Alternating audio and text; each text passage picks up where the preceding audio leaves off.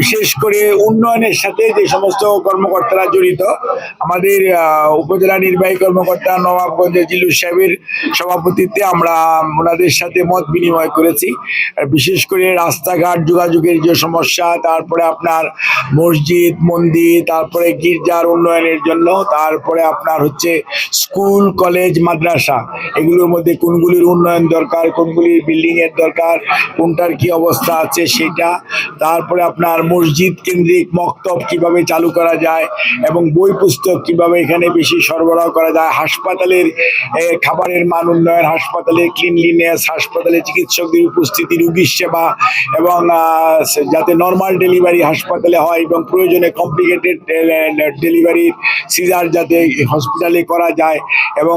পরীক্ষা নিরীক্ষাগুলো যাতে হয় এবং ওষুধপত্রের প্রাপ্যতা যাতে বৃদ্ধি করা যায় এবং আইন শৃঙ্খলা পরিস্থিতি, বিশেষ করে এই 4 উপজেলার আইন শৃঙ্খলা পরিস্থিতি যাতে ভালো থাকে এবং মানুষ যাতে নির্বিঘ্নে তার ব্যবসা বাণিজ্য, ধর্ম কর্ম এবং রোজার মধ্যে এবং ঈদ সামনে রেখে কোনো ধরনের বিশৃঙ্খলা না হয় এবং সর্বোপরি যে ফ্যামিলি কার্ড যেটা বিনা পয়সায় সরকারের কার্যক্রম, সেটার মধ্যে নবাবগঞ্জ উপজেলা পাইলটিংয়ে আছে, জিল্লুর সাহেব সেটা কমিটির চেয়ারম্যান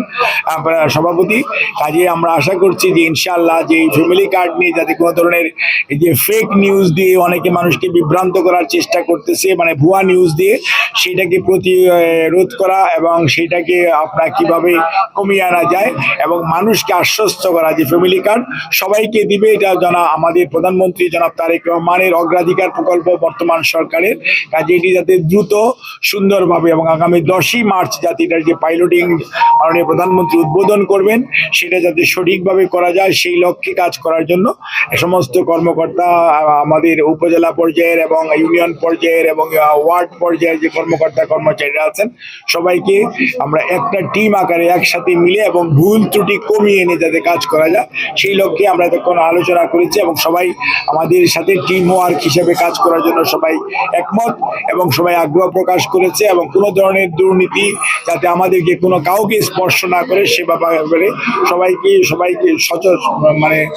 সচেতন থাকবে এবং কোনো ধরনের দুর্নীতি কোনো পর্যায়ে ইনশাআল্লাহ বর্তমান সরকার এবং বর্তমান প্রশাসনের সাথে সংশ্লিষ্ট কর্মকর্তা কর্মচারীরা কোনো দুর্নীতি ইনশাআল্লাহ লিপ্ত হবে না। এই সমস্ত বিষয়ে আমাদের আলোচনা হয়েছে। আমাদের সবাইকে ধন্যবাদ।